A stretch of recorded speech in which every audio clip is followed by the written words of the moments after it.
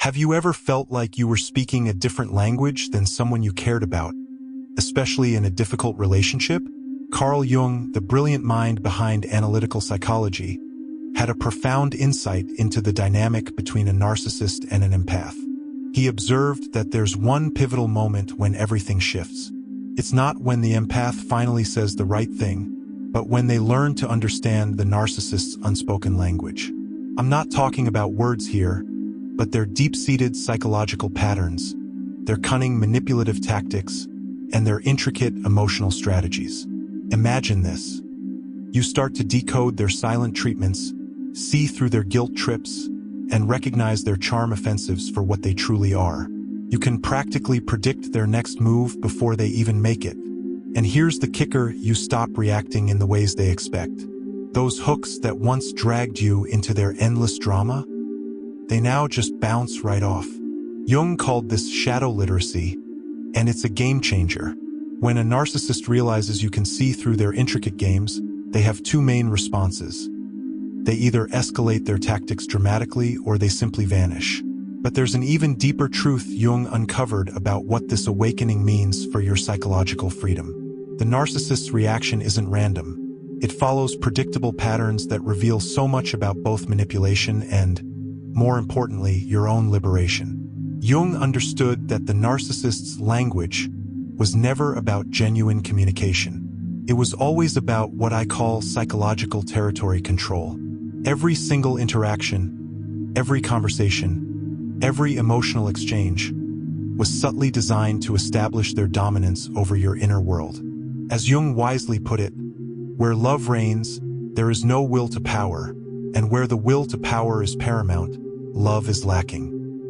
Narcissists operate purely from this will to power, which explains why relationships with them are so utterly exhausting. You're not connecting with another human being. You're navigating a complex control system. But here's the incredible part. When you learn to decode this system, something truly profound shifts within you. You stop taking their behavior personally. You see it for what it is: mechanical, strategic, and often desperate. Their rage isn't about you. It's about losing control. Their sudden charm isn't genuine attraction. It's strategic manipulation. Their silent treatment isn't hurt feelings. It's psychological punishment designed to bring you back into line. Jung believed this recognition is the true beginning of individuation, becoming psychologically independent from others' unconscious patterns. But he also warned that this awakening comes with a cost. A narcissist won't just passively accept your newfound awareness. They will fight tooth and nail to reclaim the territory they've lost, and that's when things can get dangerous. Jung spent decades studying what he called psychological projections, and he discovered that narcissists operate through a specific linguistic code that most people never consciously recognize. I call it manipulation grammar, a systematic way of controlling reality through their language, emotions, and strategic behaviors. Let's break down how Jung would decode their language. When they say, "You're being too sensitive," they're really saying, "Stop responding to my manipulation in ways that make me look bad." When they give you the silent treatment, they're communicating, "I'm withdrawing my approval until you submit to my control." When they suddenly shower you with affection after mistreating you, they're saying, "I need to reset your nervous system so you'll tolerate more abuse." Jung wrote, "The meeting of two personalities is like the contact of two chemical substances. If there is any reaction, both are transformed." But narcissists don't allow genuine transformation. They create what I call false chemistry, reactions that seem intimate but are actually calculated to produce specific responses from you. The moment you learn to translate their behavior instead of just experiencing it, everything changes. You stop feeling crazy because their contradictions suddenly make perfect sense. They're not contradictory, they're strategic. Every hot and cold cycle, every guilt trip, every sudden burst of rage serves the same core function: maintaining psychological control over you. What's your biggest aha moment when you started seeing through someone's manipulation? Share it in the comments below. But here's where Jung's insight becomes absolutely crucial. Learning this language doesn't just protect you from them. It forces you to confront uncomfortable truths about yourself. Why were you susceptible to this manipulation in the first place? What psychological wounds made you vulnerable to their control strategies? Jung wrote, "One does not become enlightened by imagining figures of light, but by making the darkness conscious." The darkness isn't just in the narcissist. It's in the parts of yourself that craved their approval, feared their abandonment, or tragically mistook intensity for intimacy. If you finally recognized these patterns and stopped taking their behavior personally, comment, "I see the game now." This is why learning the narcissist's language is so profoundly transformative. You're not just decoding their manipulations. You're discovering your own psychological blueprint, the wounds that made you an easy target, the unmet needs that made you vulnerable, the fears that kept you trapped. Jung understood that when an empath becomes conscious of these patterns, it creates what I call the recognition crisis for the narcissist. Their entire psychological structure depends on operating below the radar of conscious awareness. They need you to experience their manipulations as genuine emotions, not strategic behaviors. As Jung observed, the greatest danger is that one may get stuck in the unconscious and never come back to reality. But the narcissist's greatest fear is the opposite, that others will become conscious and see reality clearly. Because once you see their patterns, you simply can't unsee them. This is precisely why they react so violently when they sense you've learned their language. It's not just about losing control over you, it's about losing their ability to control their own self-image. As long as you reacted unconsciously, they could tell themselves they were just emotional, having relationship difficulties, or simply misunderstood. But when you respond with calm awareness to their rage, when you don't chase them during their silent treatments, when you don't get hooked by their guilt trips, you become a mirror. You reflect back their true nature, and Jung understood that most narcissists would rather smash that mirror than face what it shows them. This leads to what I call escalation desperation. They will try harder versions of all their old tactics. The silent treatments get longer, the rage becomes more intense, the guilt trips become more elaborate. They're not becoming worse people. They're revealing how desperate they've always been to maintain control. Jung famously wrote, "The healthy man does not torture others. Generally, it is the tortured who turn into torturers." The narcissist's escalation is proof of their inner torment. But understanding this doesn't mean you should stay and try to heal them. It means recognizing that their behavior was never truly about you. It was always about their own psychological prison. However, many empaths make a crucial mistake here. They think understanding the narcissist's language means they can somehow use it to create healthier communication. Jung would strongly caution against this thinking. You cannot use the tools of manipulation to create authentic connection. The moment you start playing their language games, even with good intentions, you begin to lose yourself. The goal isn't to become fluent in manipulation. It's to become immune to it through conscious awareness. Jung made a profound observation about what happens when someone learns to recognize psychological manipulation. They face what I call the dark mirror temptation, the urge to use these insights for control rather than liberation. When you finally understand how the narcissist operates, you might discover you can predict their moves, trigger their insecurities, or push their buttons just as effectively as they once pushed yours. This newfound power can feel intoxicating after years of feeling helpless. But Jung warned that this is the most dangerous phase of the awakening process. The pendulum of the mind oscillates between sense and nonsense, not between right and wrong, he wrote. When you learn the narcissist's language, your mind might swing from victim consciousness to predator consciousness. Both are unconscious positions. Both keep you trapped in their psychological field. The temptation is subtle but powerful. You might find yourself using their own tactics against them, giving them silent treatments, using guilt trips, withholding affection. You tell yourself you're just setting boundaries. But Jung would recognize this as shadow possession, becoming the very thing you once feared. Jung wrote, "A man who has not passed through the inferno of his passions has never overcome them." The inferno for empaths isn't just surviving the narcissist's manipulations. It's not becoming manipulative themselves in response. It's learning to hold power without wielding it destructively. This is where shadow literacy becomes truly crucial. True mastery isn't about learning to manipulate the manipulator. It's about recognizing manipulation so clearly that you no longer feel compelled to engage with it at all. You don't need to punish them, outsmart them, or teach them a lesson. You just need to protect yourself and move toward healthier connections. Have you ever felt the temptation to use a manipulator's tactics against them? Comment, I almost became what I feared. If you've been there.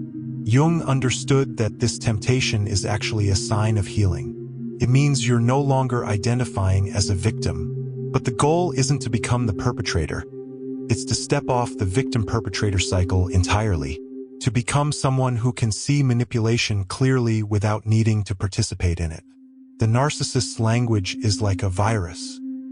Learning to recognize it gives you immunity. But getting too fascinated with how it works can infect you with its patterns.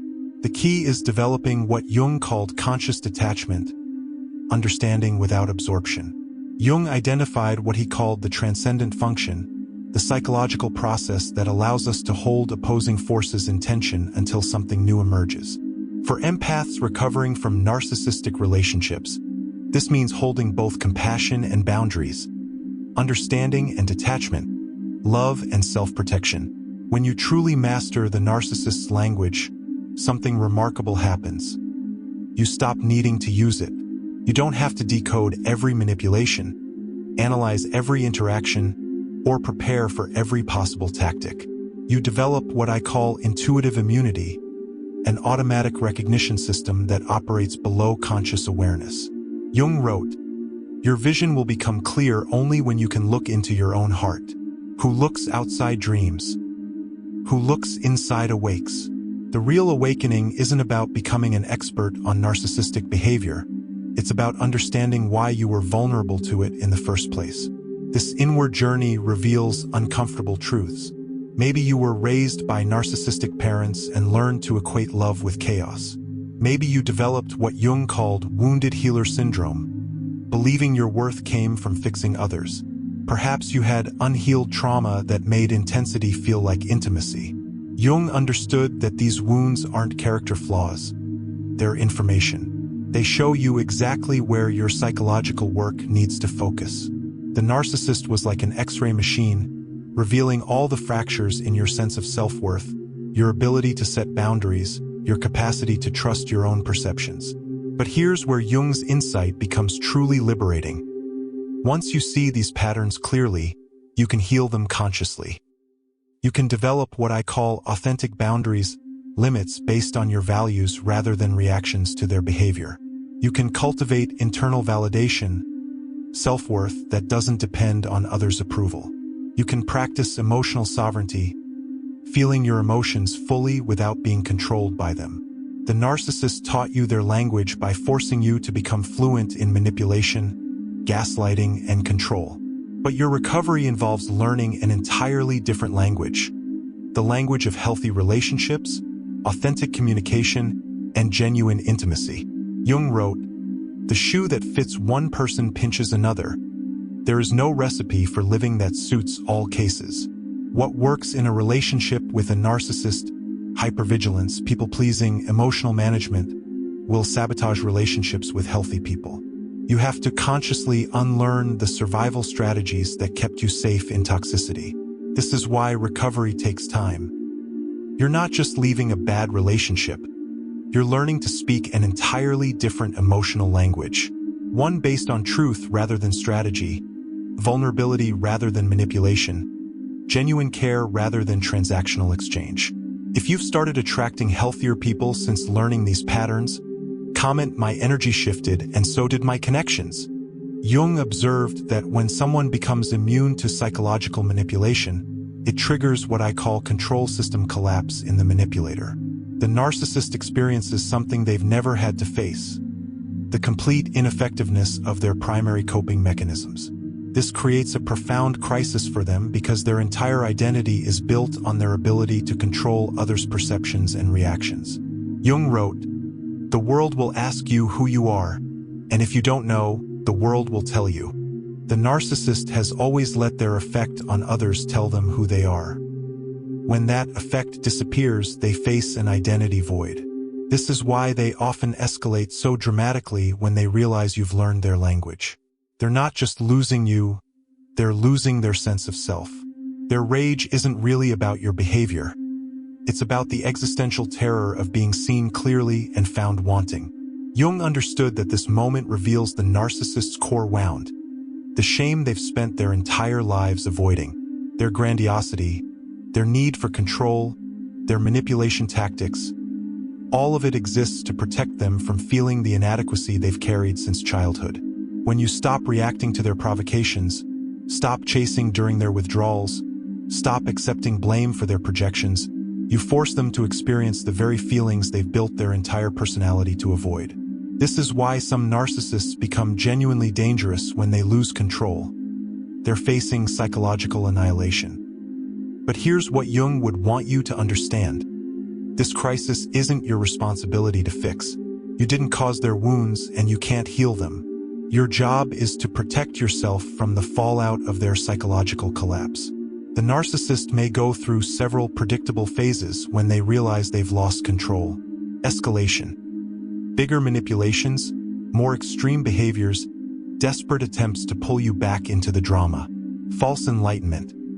Sudden claims of self-awareness, promises to change, temporary improvements designed to regain your trust. Replacement shopping. Quickly finding someone new to control, often while trying to make you jealous or feel you've been easily replaced. Reality distortion. Rewriting history to make themselves the victim, spreading lies about you to others, creating elaborate narratives where you're the abuser. Jung wrote, "People will do anything, no matter how absurd, in order to avoid facing their own soul." The narcissist's behavior during this crisis isn't about you. It's about their desperate attempt to avoid confronting their authentic self. Understanding this pattern protects you from taking their reactions personally. Their escalation isn't proof that you're hurting them. It's proof that you're no longer allowing them to hurt you. Their attempts to replace you aren't evidence of your inadequacy. They're evidence of their inability to exist without someone to control. Your immunity to their language has forced them into what Jung called the dark night of the soul. And while this might sound cruel, it's actually the only chance they have for genuine healing if they choose to take it. Jung discovered something paradoxical about psychological freedom. The moment you no longer need to understand someone's manipulation tactics is the moment you've truly mastered them. What I call the freedom paradox. You gain immunity to narcissistic abuse by becoming indifferent to understanding it. This represents a profound shift in consciousness. Instead of constantly analyzing their behavior, predicting their moves, or preparing for their tactics, you simply stop caring what they do. Not because you've become cold or uncaring, but because you've become centered in yourself. Jung wrote, "The privilege of a lifetime is to become who you truly are." When you're secure in your authentic identity, others' attempts to manipulate that identity lose all power. You're no longer seeking validation from them, fearing their abandonment, or needing their approval. This creates what I call psychological invulnerability. Not because you can't be hurt, but because you're no longer vulnerable to their specific type of harm. Their silent treatments can't punish you if you enjoy solitude. Their guilt trips can't control you if you're comfortable with disappointing them. Their rage can't intimidate you if you're not afraid of their emotions. But here's where the freedom becomes challenging. You may find yourself grieving the connection you thought you had. Jung understood that even toxic relationships provide a form of intensity that can feel like aliveness. When you step out of the drama, life might initially feel quiet, empty, or even boring. Jung wrote, "The most intense conflicts, if overcome, leave behind a sense of security and calm that is not easily disturbed." This calm is your natural state, but after years of chaos, it can feel strange. You might even find yourself missing the emotional roller coaster, the high-stakes drama, the feeling of being needed, even if toxically. This is why many empaths cycle back into narcissistic relationships. They mistake peace for emptiness. They mistake drama for passion. They mistake chaos for connection. Jung would say this is the final test of your liberation. Can you tolerate the quiet joy of healthy relationships after the addictive intensity of toxic ones? The freedom paradox means accepting that healthy love feels different from traumatic bonding. It's steadier but less dramatic, more peaceful but less urgent, more authentic but less intense. It requires learning to find aliveness in stability rather than crisis. Jung wrote, "We are not what happened to us, we are what we wish to become." Your recovery involves consciously choosing who you want to be rather than unconsciously reacting to what was done to you. This choice, repeated daily, creates genuine freedom. If you've learned to find peace more interesting than drama, comment, "I choose calm over chaos." Now, Jung believed that the highest form of psychological development was what he called the union of opposites, the ability to hold contradictory truths without being torn apart by them. For empaths recovering from narcissistic abuse, this means integrating both your capacity for deep empathy and your need for strong boundaries. This integration creates what I call conscious empathy, the ability to feel with others without losing yourself in their experience. You can recognize someone's pain without feeling responsible for fixing it. You can understand someone's behavior without excusing their impact. You can have compassion without sacrificing your self-protection. Jung wrote, "The acceptance of oneself is the essence of the whole moral problem and the epitome of a whole outlook on life." This acceptance includes acknowledging the parts of yourself that were vulnerable to manipulation, not to shame yourself, but to heal those wounds consciously.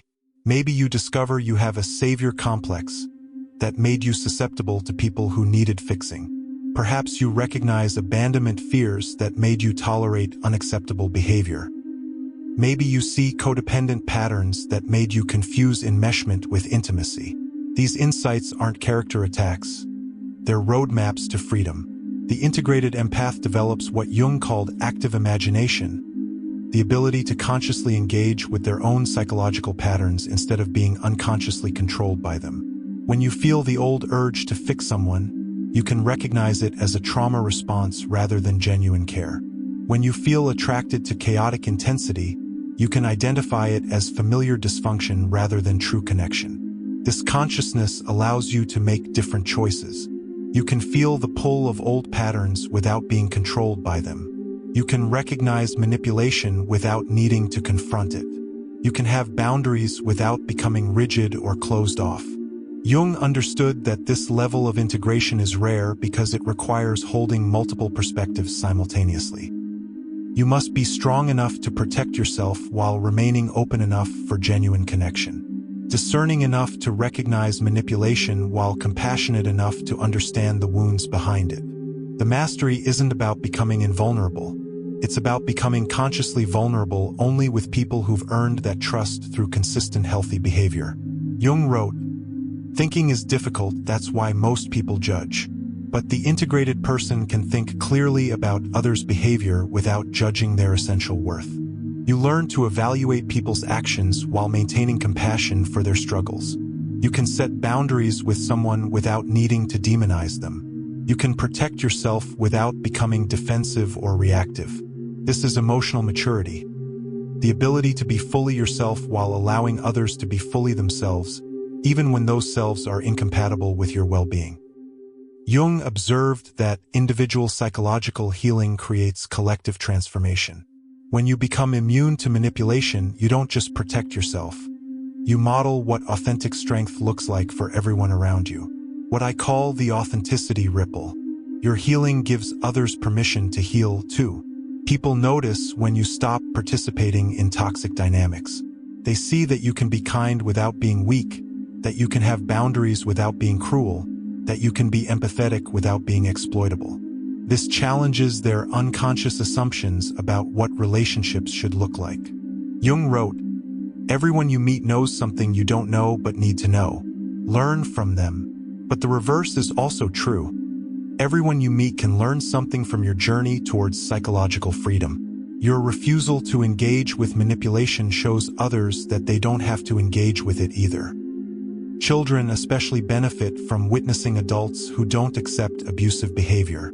Instead of learning that love requires sacrifice of self, they see that healthy love enhances both people. They learn that boundaries are acts of self-care, not selfishness. They discover that manipulation isn't normal. It's a sign of dysfunction. Your workplace culture shifts when you stop enabling others' manipulative behaviors. You demonstrate that competence doesn't require tolerating abuse, that professionalism can include emotional boundaries, that success doesn't depend on sacrificing your mental health. Even casual interactions transform when you operate from this new consciousness. You stop making excuses for people's poor behavior. You don't automatically assume responsibility for others' emotions. You respond to manipulation with calm clarity rather than reactive defensiveness. Jung understood that society heals one conscious individual at a time. Each person who refuses to participate in unconscious patterns creates space for others to make healthier choices. Your immunity to the narcissist's language becomes a gift to everyone who interacts with you. But Jung also warned that this transformation can be isolating. When you stop participating in collective unconsciousness, you might feel different from others who are still operating from old patterns. This loneliness is temporary. As you heal, you attract others who are also committed to conscious living. The most profound ripple effect is what I call energy signature change. Your entire energetic presence shifts from reactive to responsive, from defensive to grounded, from needy to whole. This attracts completely different people into your life while naturally repelling those who need someone to manipulate. Jung understood that learning the narcissist's language is just the beginning of a much larger journey towards psychological sovereignty.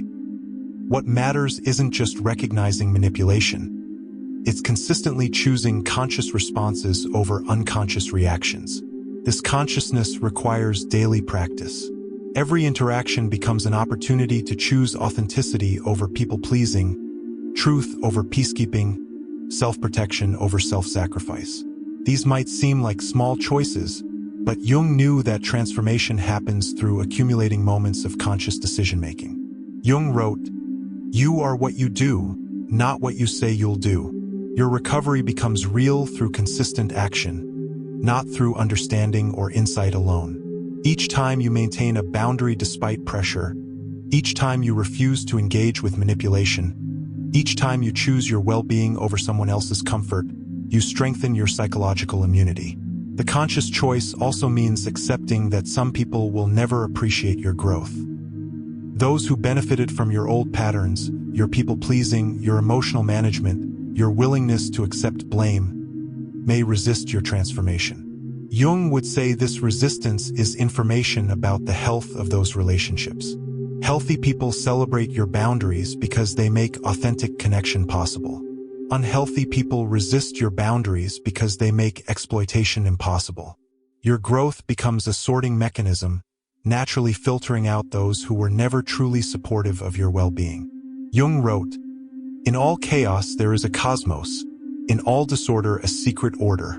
The chaos of narcissistic relationships often contains the seeds of your own liberation. The manipulation that once controlled you becomes the teacher that shows you exactly where your psychological work needs to focus. But this learning comes with responsibility. Once you understand these patterns, you can't claim ignorance when you see them in other relationships. You become accountable for protecting yourself and others from manipulation to the extent that you're able.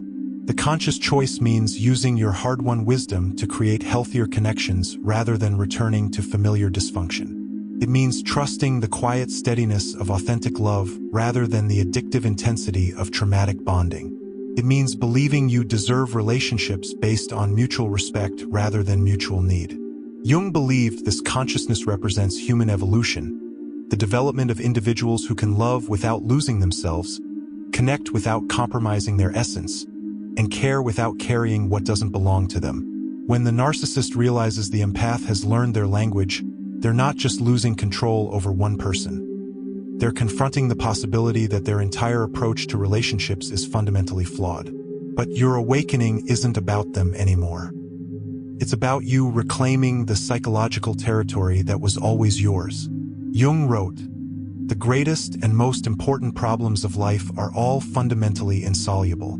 They can never be solved, but only outgrown. You cannot solve the narcissist. You cannot fix the manipulation. You cannot change the dynamics by becoming more skilled at their language. You can only outgrow your need to participate in these patterns.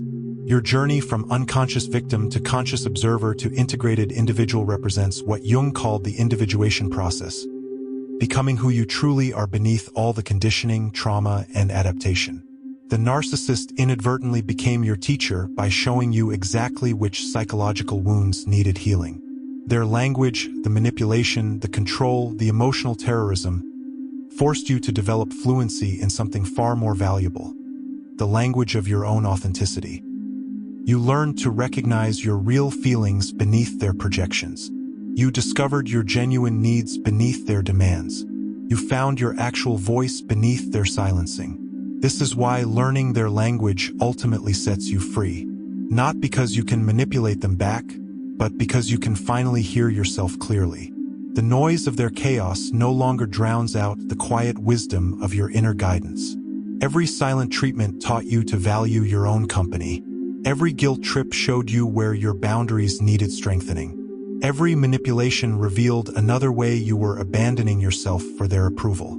If you want to explore more about reclaiming your authentic power in relationships, make sure to check out my video on You'll Stop Pleasing People after this, where we dive deeper into Jung's insights about breaking free from the need for others' approval. Your sensitivity was never your weakness. Learning their language wasn't about becoming like them. It was about becoming immune to what they represent. The unconscious patterns that keep people trapped in cycles of manipulation and control. You are now fluent in freedom, and that psych solace family is a language no one can ever take from you. Thanks for watching, and I'll see you in the next dimension.